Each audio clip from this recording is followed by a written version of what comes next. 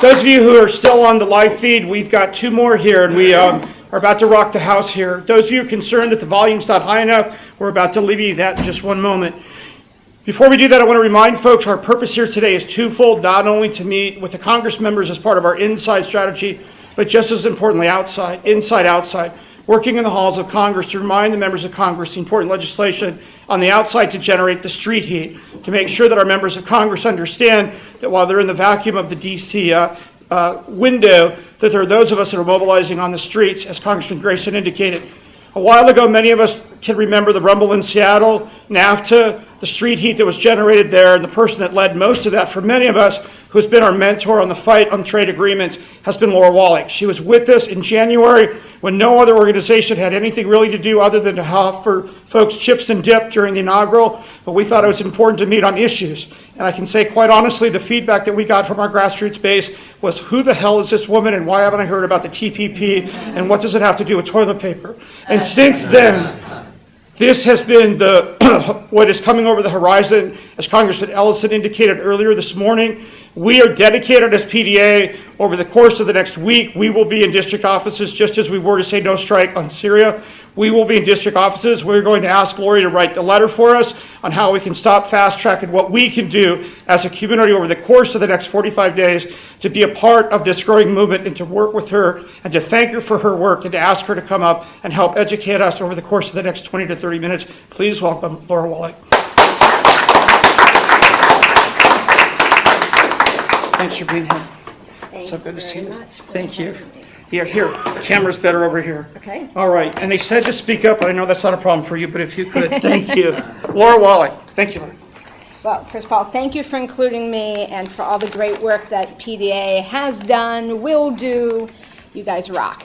And it's a real pleasure to be here among friends, both the members of Congress, but all the folks around here, many of whom I recognize as longtime trade fighters. So there is the good news and the bad news. For a lot of folks who are at the January update, I won't go into the whole gory detail about the Trans-Pacific Partnership, but basically NAFTA on steroids, every corporate wish, the Trojan horse delivery mechanism of a whole set of really damaging and retrograde policies, most of which have nothing to do with trade. Jacking up medicine prices, undermining, foreclosing the policy space we need to deal with the climate crisis, the investment rules that promote offshoring of jobs, a ban on local procurement, green procurement, Buy America rules, backdoor SOPA, sneaky copyright rules that would undermine internet freedom, all the stuff on financial deregulation that's jammed in there would make your hair start on fire. It's a Wall Street festival. And it's all this non-trade stuff that is being branded trade agreement, because you know all smart people just must be for free trade, and then no one bothers to look under the hood. And in fact, it's 29 chapters TPP, 5 of them have to do with trade. All the rest of it is basically corporate delivery mechanism for all of these horrible things, many of which, not just here but in other countries, progressive activists have stopped. And if all that weren't bad enough, if it's in a trade agreement, this TPP type agreement, once the agreement's in place, you can't change a comma unless all 12 countries that signed it agreed. So it's basically global enforceable government by, for, and of big corporations around which you then pour cement. So you can have a street uprising, you can throw out your government, you can have a huge election reform, you can turn a coup into a democracy, and you still can't change the damn rules. So it's incredibly structurally anti-democratic. And it is on a big push to get done. It started in 2008 with Bush. Clinton adopted, even though he promised originally that he would Freudian slip. Obama adopted it in 2009, even though he promised he would review it and start over. In fact, he has basically picked up the Bush-Clinton-Bush version of globalization, but kind of doubled down. So there's stuff in there, for instance, limiting the use of medicine formularies. So Jennifer and her gang have done amazing work on all of these really crappy, scandalous things that Big Pharma has put into these agreements, getting extensions of patents, getting basically exclusivity about the data. So even when the patent runs out, you can't make the generic medicine to bring the price down, which, kills people. Difference between AIDS drugs, $10,000 a year, AIDS drugs, $300 a year. So all that is in there. But then on top of that, pharma got even greedier, and stuff that's never been, say, in agreement like NAFTA, there are limits on using medicine formularies. And folks here would say, isn't that the thing in Obamacare that's for Medicare and Medicaid? So Big Pharma is trying to sack the national health care programs in Australia and New Zealand. But the damn boomerang that they threw out comes right back and goes after Medicare and Medicaid, which probably was a side benefit from their perspective. So this agreement is packed with really offensive stuff. And the Obama administration is hell-bent to try and finish it this year. And that's the bad news. And it's really bad. It's one of these things you cannot not be scared silly by. The second bad news is it's all been done in secret negotiations. So for many people, they're like, TPP, huh? And that's the only way these things survive. So the action plan for everyone here is to get out the word. And there's a really useful website. It's not branded as any particular organization, so everyone is happy to use it. It's called www.exposethetpp.org. And it has great one-page fact sheets, TPP and food safety, and the environment, and jobs, and local procurement, and financial regulation, and climate, and you name it, it's in there. Access to medicines, internet freedom, all the different issues, financial regulation. It's got action ideas, everything from here's the layout for a bumper sticker, add your organization's name here, to here's a petition you can use. It's worked really well. Here's one that's been tested that's worked well with this segment of the audience. All kinds of other action ideas from postering, print out the poster, funny memes, everything is there.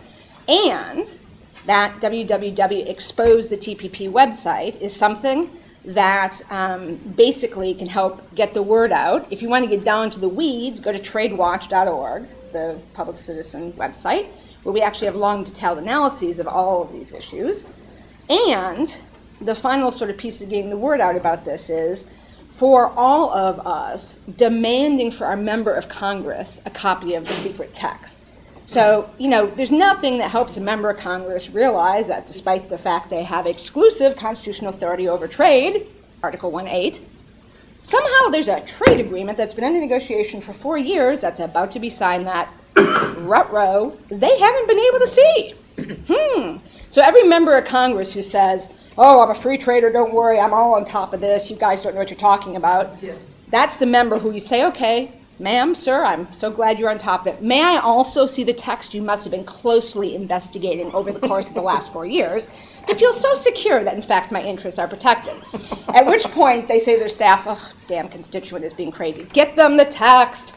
And then the staffer says, sir, there is this sort of peculiar problem. They're not actually letting Congress see the text.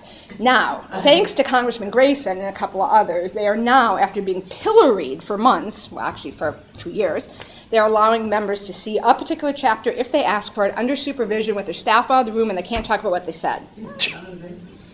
So democracy. The good news is it's allowed us to reconfirm. A couple chapters have leaked, so we knew it was in those. The members can generally say, oh my God, you underestimated what was in there, it's worse. And for instance, oh dang, it hasn't been fixed. So we have a pretty good sense from different members' requests. The problem is public's never seen it, and there are 600 official U.S. corporate advisors who have. So you wonder how we got this lopsided thing.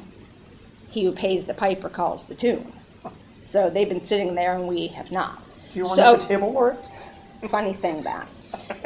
So that's all the bad news. And they want to actually announce a framework deal at the APEC, Asian Pacific Economic Cooperation Summit, in Indonesia, October 7th and 8th, and then make a final deal by the end of the year.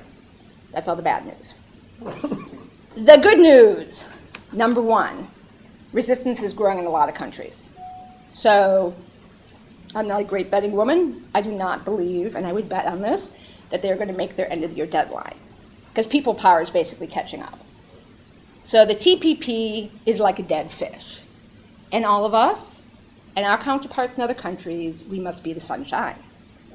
A dead fish sitting out under the sunshine smells worse every single week. And the more it starts to reek, the less likely anyone can walk by it without going, ooh, what happened over there? Now, the more it smells, the less likely, i.e. the more we have policymakers looking at it, the less likely we're going to have a deal that in the end they can sign. Because there's enough outrageous stuff in there that in a lot of different countries, you just can't live with it. I mean, even if you like the trade part of it, if you want to get rid of your tariffs, knock yourself out. But there are other things in there that domestically, politically, can be made untenable. So like a lot of the issues that Jennifer works on. For government, if it's revealed that they're going to basically make it impossible for the people to get the medicines they need to save their kids from tuberculosis, from malaria, tuberculosis, to make sure Granny has treatment when she has cancer, to have chronic diseases treated, to say nothing of HIV/AIDS, that becomes a domestic political problem. That becomes something that is a governability problem. Or when it's made clear that big foreign investors get special rights to skirt domestic courts and laws and sue the government, raiding the treasuries for cash compensation over mining regulations, land use, environmental, worker safety standards. You know, they're actually very conservative people who find that totally objectionable. That's a place where the left and right come together. From their perspective, it's sovereignty. From our perspective, it's an attack on democratically established public interest policies. Either way, it's just not democratic, it's outrageous. And there's enough growing fight back in different countries that's a race against time.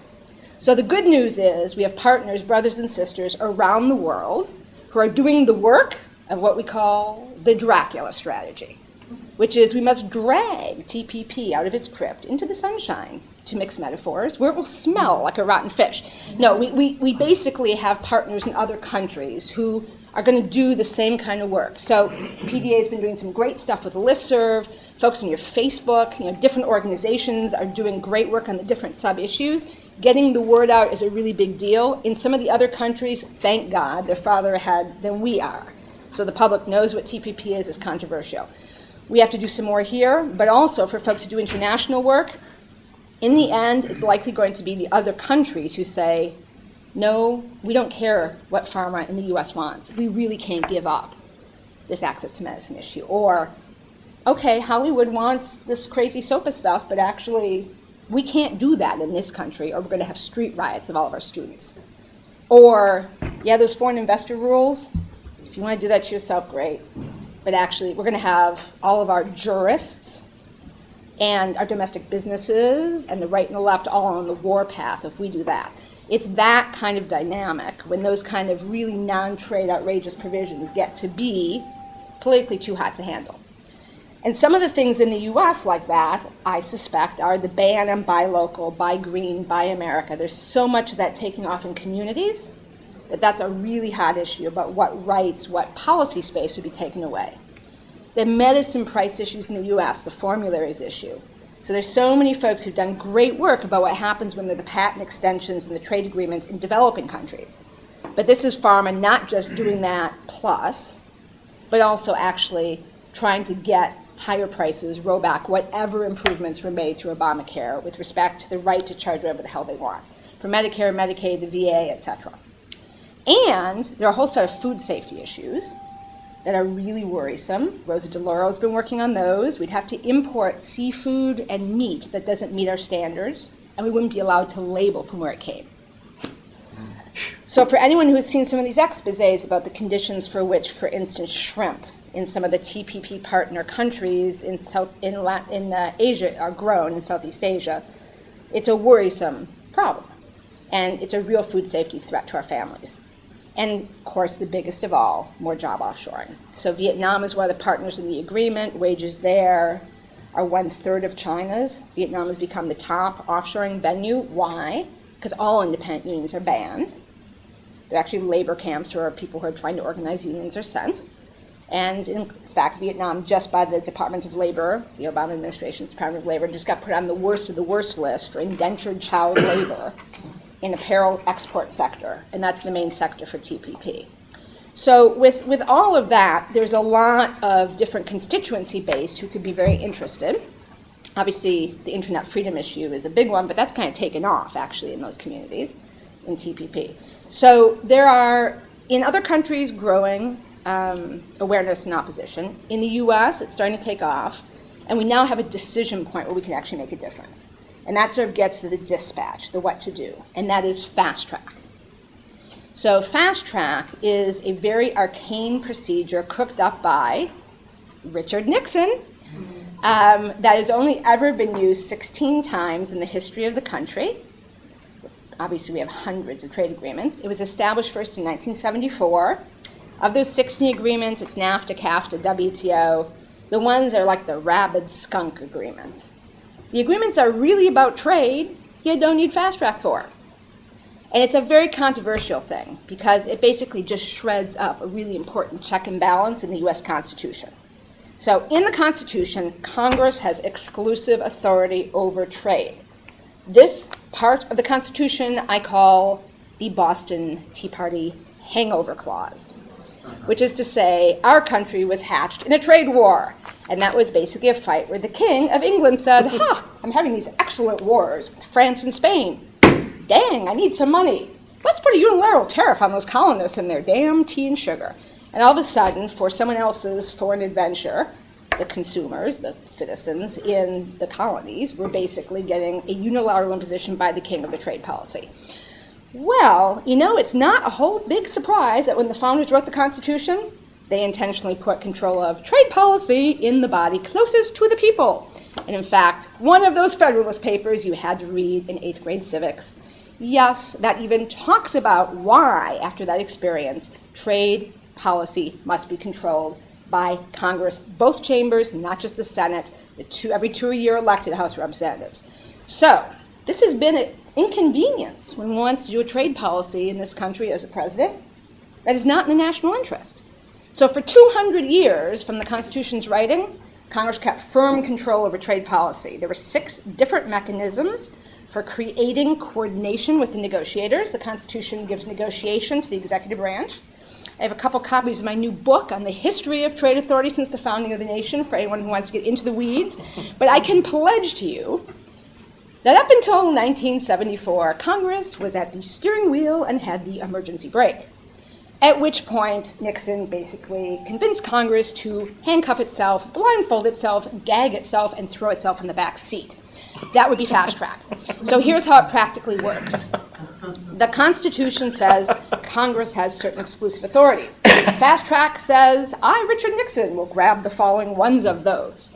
I will pick what country we will negotiate with. I will negotiate that trade agreement, and I will sign it before Congress votes. Number 2, I will then have the right to write legislation. Wait a minute. Isn't that thing Congress particularly does the legislation? I, as the president, will have a right to write a bill. It will not go through markup. It does not go through committee. It does not go through committee markup. They write it directly into the hopper onto the floor. It's the only piece of legislation the executive branch is authorized to write. It's a delegated authority. Number 3, I will decide when the vote is. I am the president. Wait, isn't it like the speaker and the Senate majority leader? Guaranteed yes or no vote in 90 days. So literally, the executive branch takes over the schedule. It's privileged above everything but an act of war. Number 4, I will determine that it will be a legislative luge run top to bottom because no floor amendments and only 20 hours of debate, including in the U.S. Senate. And finally, the agreement is allowed to cover numerous non-trade issues. So it not only steamrollers Congress, but it does it basically by authorizing the executive branch to legislatively, diplomatically legislate, rewriting whole swaths of non-trade policy that state legislatures or Congress are being in control of. Very dangerous tool. So not a shocker that a lot of presidents haven't had it. It's lapsed repeatedly. It was denied to Bush when he tried to get it reauthorized in 2007. Clinton tried to get it in 95, actually, 97 and 98. I see my longtime friend, Segundo Mercado Llorens, who was up to his ears in winning those fights with a whole team of folks in 97 and 98. In 98, there was actually a floor vote in the House. Congress denied Clinton fast track. 171 Democrats joined 77 Republicans. Majority, and they said no. So here we are once again. Obama, as a president, said he would replace fast track. He said it was inappropriate. Now keep in mind, when fast track was hatched, trade agreements more or less were about trade. I mean, they were starting to dabble in the non-trade stuff, but it was mainly tariffs and quotas. It was still a bad procedure, but it wasn't cataclysmically dangerous. Now, given all the other non-trade stuff, it's actually a really dangerous corporate power tool. So, heartbreaker number 50,000 of the Obama administration, he came back after saying no more fast track and said, I want fast track. So, this may or may not decide the fate of TPP, in the sense that if there is regular oversight and procedure, that TPP agreement cannot come back to Congress the way it is. If, in fact, Congress gives up its authority to do anything or say anything about the contents, then expect exactly what I described and worse to come barreling through here like a runaway train. So this is literally our last leverage moment. Congress needs to retain its authority, say no to fast track, and that's our chance, if there's anyone, to redirect TPP. For instance, to the different kind of trade agreement Obama also promised he'd do as a candidate. So here's the timing of all of this. The president hopes to have TPP done at the end of the year. The fight on fast track, actually, they started working on trying to develop a bill already in February this year. They still do not have a text of a bill. But it's not going to be a surprise, because they're dusting off the old fast track, the last one that expired in 2007, that was from 2002. It is precisely what I described. It delegates away all those authorities. That fast track vote could happen as soon as the end of October. The place it's going to be a real battle is in the House. It's not a Senate fight.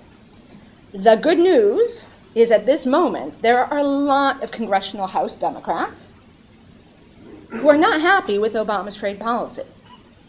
140 of them got on in a letter last year that said, TPP is heading for a cliff. You've got to not have a ban and buy America, not do this on food safety, not jack up medicine prices, not offshore jobs, not undo Dodd-Frank. And the administration has basically said, we're consulting now. So that is exactly what is now in the agreement. So you've got a lot of Democrats who are not liking the trade policy. How many? Last year, it was 143. 145.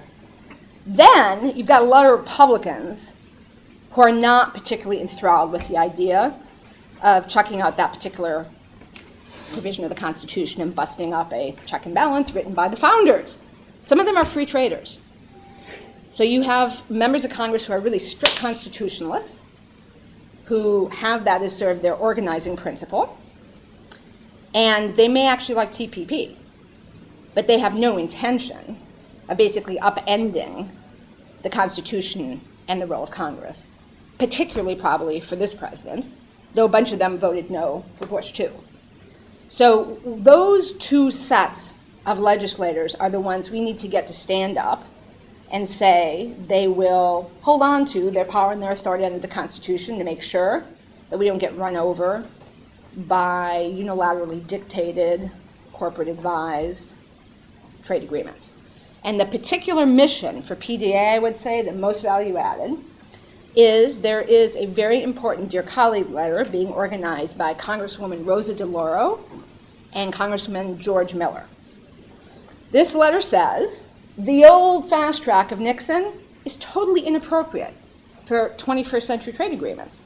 Congress needs a bigger role, not a smaller role, when we're rewriting all these different policies.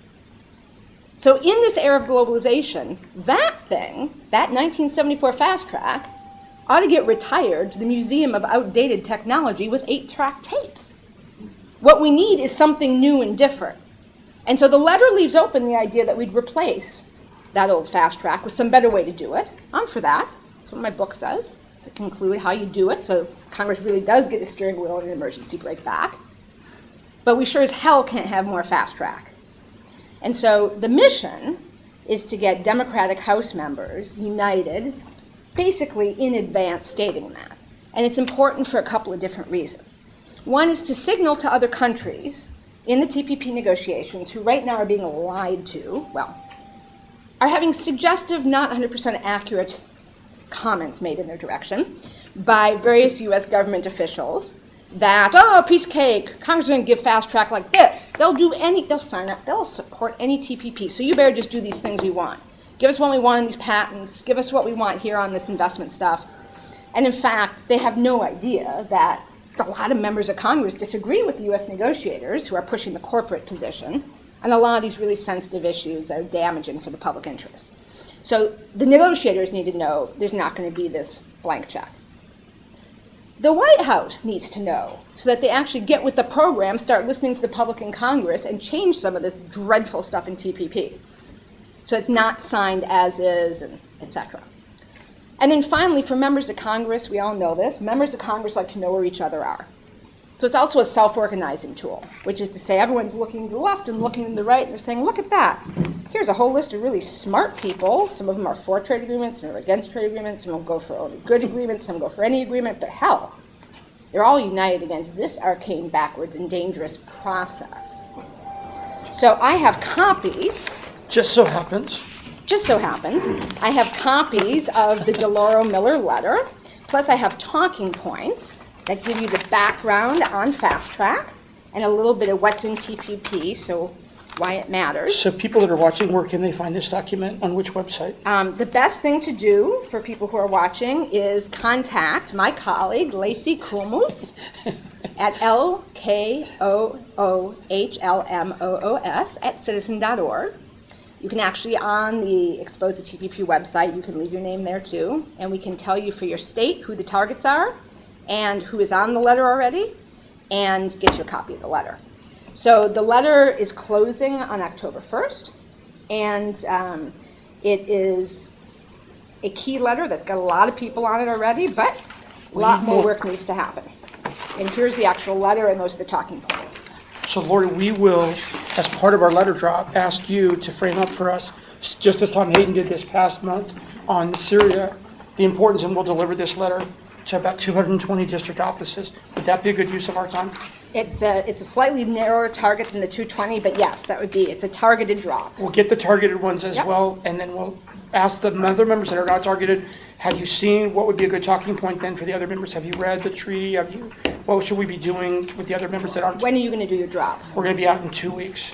In the recess, during the recess? Yes. Okay, nope, then it can be the whole Congress, the whole House. We got all a the green light from Democrats. Lori, you guys? Democrats. Did you hear that, everybody? We're delivering letters. Democrats. All right, we got your stamp of approval. A lot of information. What we hope to do today was get everybody has not see the urgency. I think more than anything, the urgency of what we're up against. This will be a focused letter drop, just as food stamps was 2 months ago, just as Syria was for us. This will be a centerpiece for PDA, and there's never enough time, and especially with Lori. So we do have another spokesperson. We're supposed to be done at 3, but there are questions out there. So would you mind if we directed questions before we Please. let you do the big wrap up? Thank you. Questions, just identify yourself and direct them to Lori. So everybody's stunned. People that have not spoken yet are asking questions. Let's start there. Please. David Raven, actually, healthcare now, but on this particular issue, you say it's unconstitutional. Is there a legal challenge that might go to the Supreme Court to basically validate that allegation? It's not unconstitutional. I would say it's aberrational. To the extent that Congress delegates all of that as a rule of the House that can be, and the rule of the Senate that can be changed, it technically passes constitutional muster. It is an aberration of the structure and intent of the Constitution. If Congress tried to do that kind of a delegation permanently, that would be unconstitutional. But to the extent it is articulated, Nixon was very clever. It's articulated as a rule of the House and the Senate, and it gets adopted in each session in sort of like a default, and they could revoke it. And in fact, Leader Pelosi did revoke Fast Track for the Columbia FTA and said, no, I'm not having Bush shove this through Congress. So that's how they get away from it. There is not a legal challenge. But this is something that on a transpartisan basis, when you walk members of Congress through practically what it means, just as far as their jobs, their power, their authority, and you start by saying, whatever you think about the agreements underneath, we need to have a process where actually Congress plays its role and the public has a view. You would be surprised actually how broadly the agreement support the opposition to Fast Track is. Because the only people supporting it are the handful of really big companies, and they've got a lot of power, but that who want the particular outrageous thing that wouldn't make it through if there was normal process. So it basically becomes sort of you versus somebody saying, yeah, no, the company says we need Fast Track because, well, actually the trade representative said this. If there were normal procedure, it may not pass. Other questions? Please. In the real world, trying to get the kind of phone volume that we've been able to get on the Syria issue. We need to bring it home with very specific, what's the fallback for me personally or my family.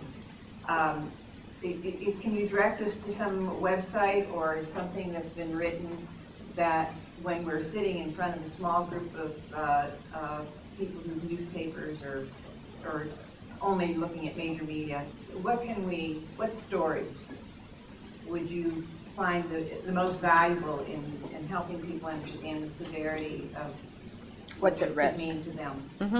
There are two very good resources.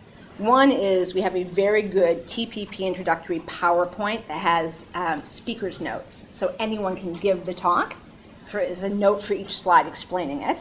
And folks can get that from my colleague Elisa Simmons, ASIMMONS at citizen.org. We designed it specifically for folks who aren't experts to be able to tell other people about TPP. A Simmons, ASIMMONS at citizen.org. The notes and the slides will be yours. So that is one way to do it that is very compelling, and it's pictures. So it's like pictures of the unsafe fish, it's pictures of the price differences and charts of what would happen with patent rules, et cetera. Another very, I think, compelling thing is actually a video the AFL-CIO just produced. You can get it at the AFL-CIO's website. They produced it with their union federation partners from all the TPP countries. It's in Spanish and English with subtitles. It is kick-ass, and it tells the whole story of what it would mean for food safety, jobs, medicine prices, access to essential services in 3 minutes in beautiful images. So those are two great tools. That particular one that Laura's talking about just went on our Facebook, our social media network. We just pushed that out last week, and that's on our website. We can help direct people. We're organized, those of you who are new and watching the website, through what we call our issue organizing team. And our economic justice team has had Lori and others already on it. So we organize under economic justice on this trade issue. So we meet once a month on virtual, on the phone. So if you're not part of that yet, Kelly is part of that team. And Lori, as I said, we took the video when she was with us in January. We've pushed that out through our social media network. So again, today is to give you the tools you need and where we go from here. So that's one place. Certainly if that speaks to you, the issue organizing team at PDA. Most importantly, as Lori said during the absence, all of us have a responsibility to take the letter to our member of Congress that we're passing out now and be part of that. Can you, in parting words, because believe it or not, we're going to finish out on time. As somebody who's been in this fight, you started with the bad and then you ended with the sunshine, who's been in this, and you're an optimistic person by nature, so one of the things I love about you. Are you hopeful at this point, knowing these deadlines we're facing right now and the energy from here in the United States versus outside the United States where we are right now? Can you just speak to that in closing? If everyone dives in, we're going to make sure there is no TPP that's NAFTA on steroids. And we've done this with our global activism partners, activists just like us around the world from other countries over and over. So it's either going to be a different deal or it's no deal. And the free trade area of the Americas, anyone ever heard of that? No, because we derailed it. The multilateral agreement on investment, you looked at that thing someplace in a statute book? No, because we stopped that. The Doha round expansion of the World Trade Organization, 12 years in the making. Every corporation for it. Is that done? Ixnay, because of citizen activism. So it's not just that could happen, it has happened over and over, and there's a real way to do it. And it's sort of our biggest responsibility as a citizen is to keep our mouths open. This really is one of those proposals that's so extreme that getting the word out is literally part of killing it. Usually just making people aware is not enough. That's the first step to get them to act. But this is a puts your hair on fire over 20 different kind of issues agreement, and there's so many different, the ACLU is working on the issues about access to internet.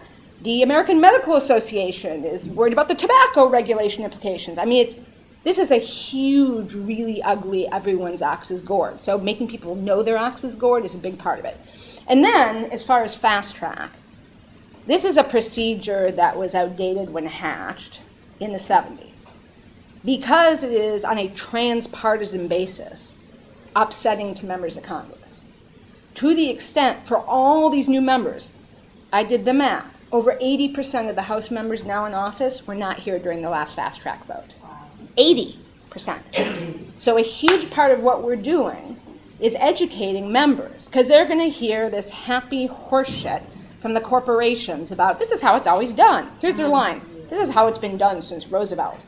That's a lie. They say TPA is what they call fast track, Trade Promotion Authority. That also is the initials for a thing called Tariff Proclamation Authority, which is a 1930s act. So they run around and say, there's been TPA since 1934. It happens to be a totally different thing. No, so there's just a lie festival of the like Pinocchio so big you can't get through the door kind of proportions. And what we need to do is get to our members of Congress, explain what fast track does. Because like what member of Congress, Democrat or Republican, wants to be handcuffed and gagged? And that the implications of it obviously are huge because of the agreements that are pending. So we can actually make sure there is no fast track and a different way of doing trade agreements. And again, if we sunshine out the TPP, it's going to be this agreement will change or there just won't be a deal. But we got to do our part of it. People in other countries are kicking ass, and we need to catch up a little bit. Let's do it. Thank you. Thank you. All right, Wallach.